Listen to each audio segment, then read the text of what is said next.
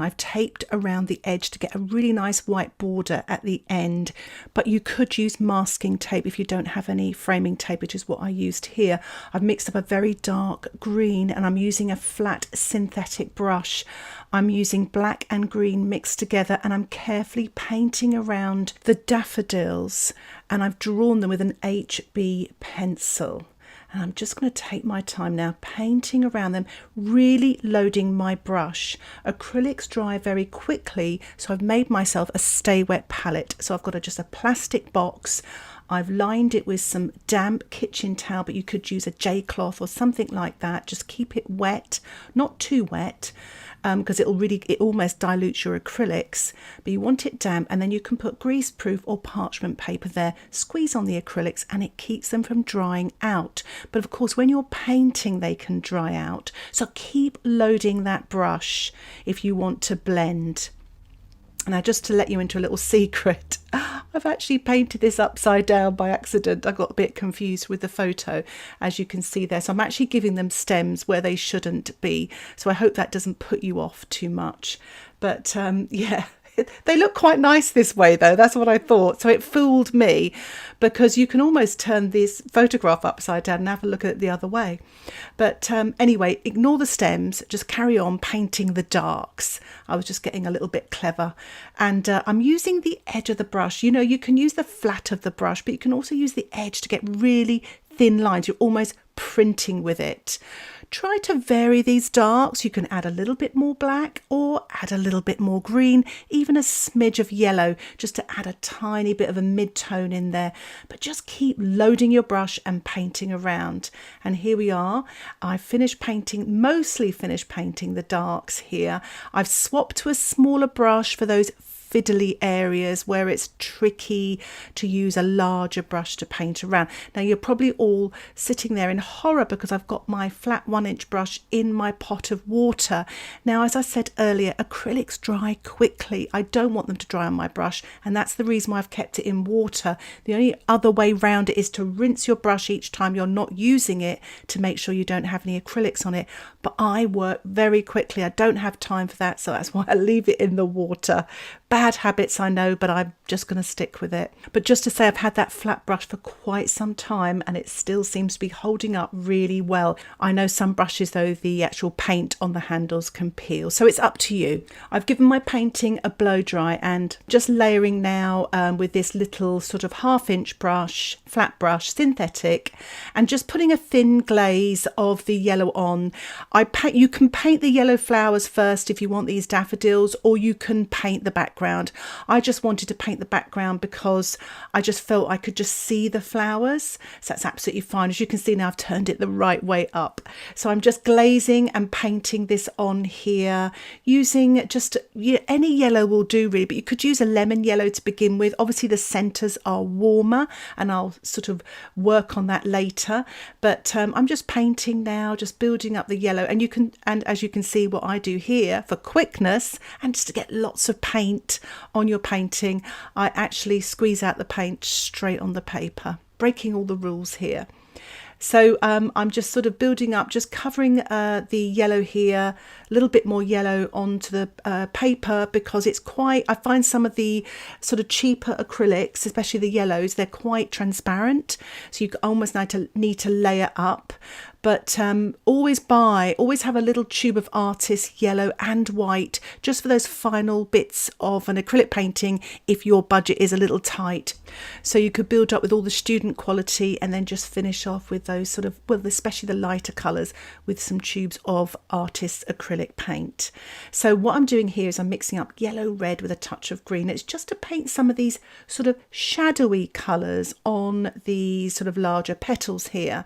So I'm just painting this now wet on dry. I've allowed my painting to completely dry, and I'm just going to build up the tonal values on these petals in a really kind of loose style. in the beginning stage of any painting, I believe, this is what I love to do, and I teach my students this, is just to keep everything loose. So I sort of think of it as a photographer who's sort of photographing his subject and it's a bit out of focus. And as you go into the painting, your painting becomes more and more into focus as you build up your painting. So depending on how sort of realistic and detailed you want your painting, you kind of can keep building towards that, just like the photographer would be bringing his subject into focus. I hope that kind of analogy makes sense. I love thinking of it that way. So I like to paint loose in an impressionistic style. It allows, especially for teaching purposes, it allows the student to be able to have the freedom to express their own creativity. I'm all about expressing your own style, giving you the sort of techniques and how you can build up, but really getting in touch with your creativity. I'm working on the centers now. I'm using a round, just a really little round brush here, and I've mixed a pinch of red in my yellow, and I'm just applying this wet on dry to the center here. Very, very loose, leaving a little bit of that underpainting there as well. And as you can see there, I'm using lots of paint. The more paint, the longer you have to blend as well. They don't dry as quick and it gives you a more time to work. But I'm just keeping this really, really loose, and I'm not trying to slavishly copy the photograph at all. I'm interpreting it. And a good way of doing that is to half close your eyes. It sort of gets rid of all the detail. And it allows you to paint loose as well. I'm putting this orangey colour now very loose and creating marks on the inside of the flower here in sort of just vertical lines, keeping it really loose. I've actually added a touch more red to build up to make this sort of more of an orangey yellow colour. And I'm adding even more red just to put round the sort of the frilly bit around the centre here, to kind of make it look 3D, so that it looks like it's the outside edge of this little trumpet of the centre here. And really be generous and just be freed up. It's so much fun. I want a little bit of shadow colour now. I'm actually putting the green in that orangey colour that I created and giving it a good blend, still using this small round brush. I'm just painting these sort of darker colours really, and I've just added a bit more dark green there. That was the black and the green mixed together, and what it does, it's creating this bit of neutral shadowy colour.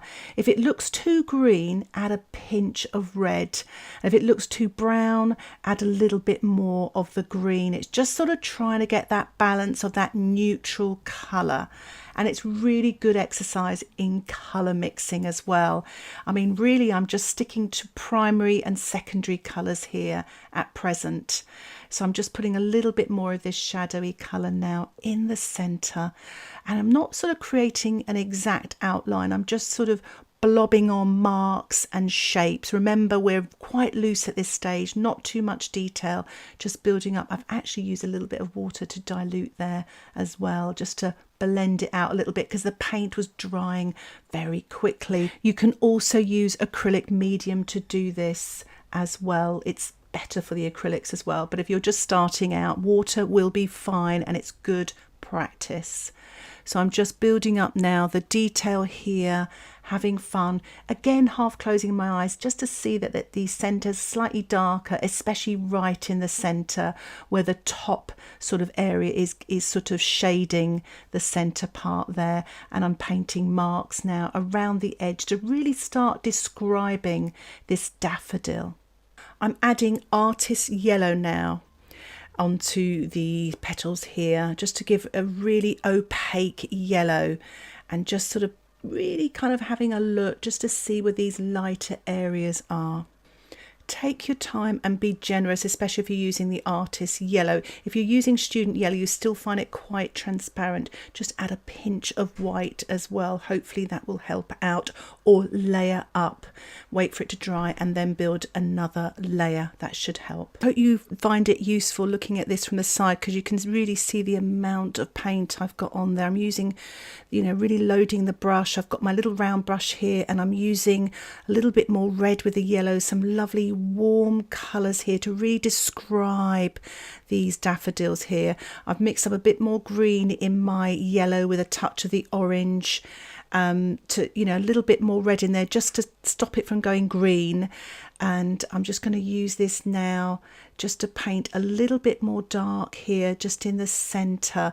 I think because the paint's still quite wet, it's kind of blending with the yellow there, but I'm persevering. If you find that's happening, you might want to give it a quick blow dry and then have another go at painting on these darks here. I'm even using my fingers to blend. Actually squeezed out a little bit of blue here, and I've mixed it with the orange and some white just to create this sort of neutral colour here for the centres. And I'm going to build up the other two daffodils in a very similar way, just sort of blending in this colour, using this neutral colour, the blue, the orange and the white, just to get this lovely neutral colour, and just blending it into the sort of the darker bit and then coming out lighter into the outside edge of the petals.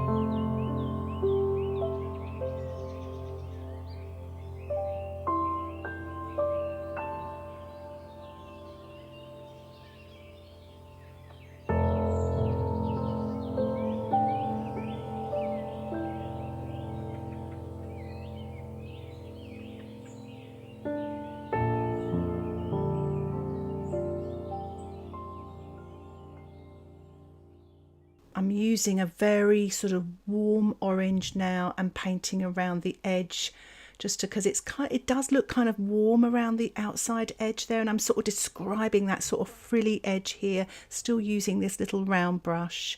And you can dry off the painting before you start doing this, so it doesn't get on that sort of much more neutral shadow colour that you painted, or that I painted earlier. So I'm actually going to build up some shadow now on the sort of main petals.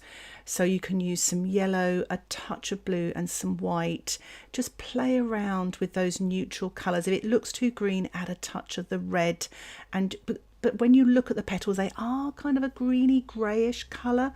So, you know, you can just blend that in. And if it goes wrong, the beautiful thing about, or the wonderful thing about acrylic painting is you can just paint over the top. And as you saw there, I put some white paint as well for some highlights on the leaves as well. I couldn't resist. I'm mixing up some white in this sort of yellowy orange colour, and I'm just painting in the centre here as well.